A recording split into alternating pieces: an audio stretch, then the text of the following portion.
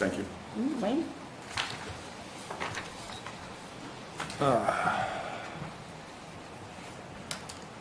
Thank you, Madam Chair. Thank you, my colleagues on the council.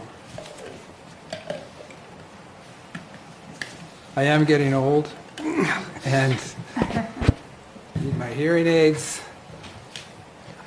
And for the last 20 years of my career, I commuted to the North Shore of Massachusetts. And I would drive down Route 95 to get there on time, and then I would drive back on 108 to decompress. And I'd come up through Kensington and Exeter, Newmarket, hit the Durham line, see the historic houses on Route 108, see Andrea's lovely cottage, and then see the dam with the water flowing over it, and remind myself of the old adage that there was so much water over the dam that happened today. And there is a psychological relief, and so I have emotional attachment to the dam. And I respect other opinions and what my colleagues have said. But I can't vote against an old friend. And that's what that dam has been to me and my family for years. A couple of things I'd like to clarify or bring up. Since I've joined the Historic District Commissions, I've developed a deep interest in the historical aspects of the dam.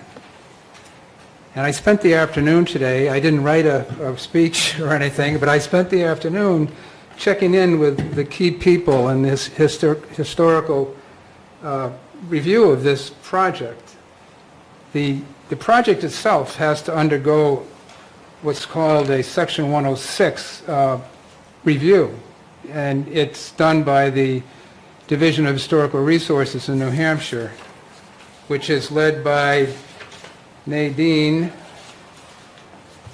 Miller. I had several conversations with her today. First, I want to, with all due respect to the indigenous population, which I strongly supported and advocated for when we created the holiday, both in town and in Concord. There was an archaeological sensitivity assessment done of the Oyster River Dam at Mill Pond in Stratford County. It was done recently, last year. It's required by state law. The report itself, when we asked about it, we were told it was confidential, and so it was never released to this committee or anyone else. What I found out today, though, was that while the report is confidential, the executive summary is not. That's a public document. And it has some very interesting information in it. And I want to just read a little bit of it. The site of the Oyster River Falls is arguably one of the most significant locations in the settlement history of Durham. Beginning in the 1650s, when Valentine Hill established the first mill and dam, and throughout the following 2 centuries, numerous homes and places of industry clustered around the falls. Potential resources within the survey area include 17th century homestead sites, unmarked burials for the victims of the 1694 Oyster River Raid, 18th and 19th century domestic dwelling sites, and archaeological resources associated shipyards, wharves, landing warehouses, and stores.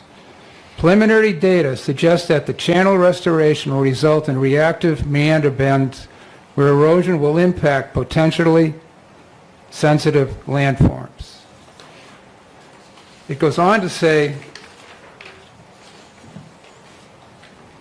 prior to the potential removal of the dam, the IAC, which is the organization which conducted this study, which is the Independent Archaeological Consulting LLC, recommends a Phase 1B intensive archaeological investigation of sensitive landforms where reactive meander beds could threaten undocumented pre-contact Native American or post-contact Euro-American archaeological resources. If the dam is removed, reduced water levels may expose what are presently submerged sites, and we propose an intensive inspection to document these.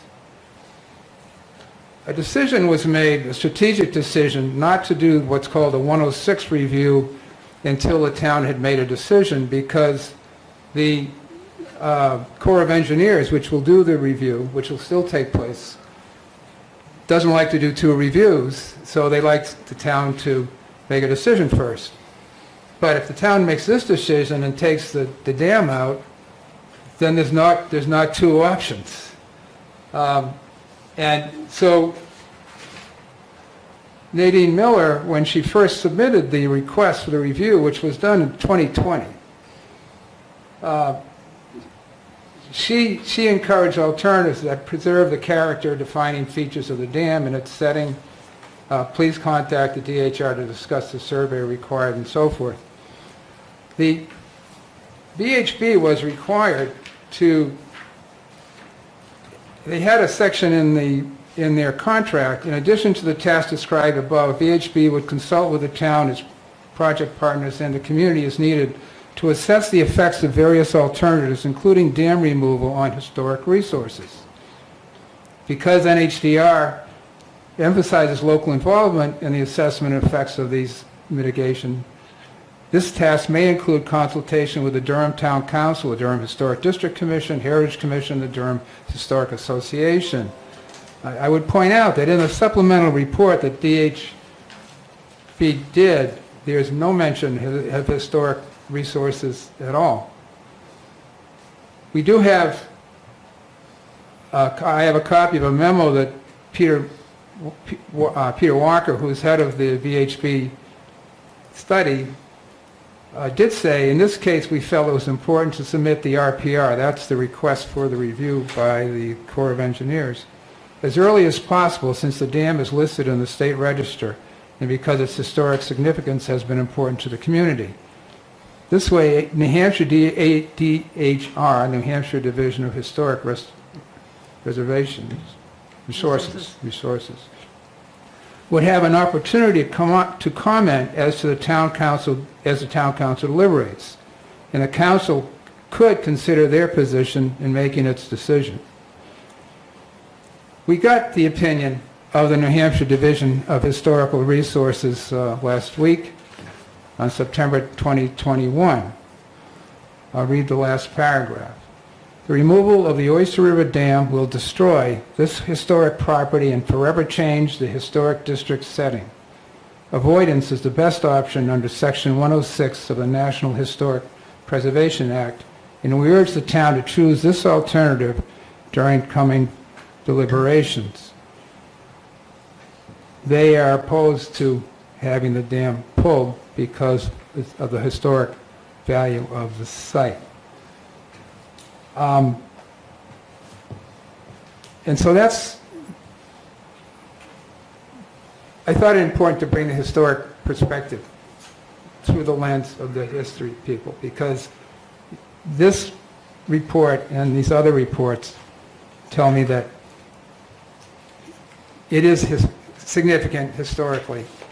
And the dam, which to me is the Wagon Hill Farm of Route 108, it's a town symbol of its history, like Wagon Hill Farm is a town symbol. If you come from the west, you get UNH when you drive into this town.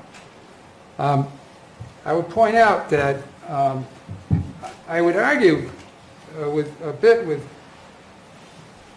Councilor Welch about the legacy in Durham.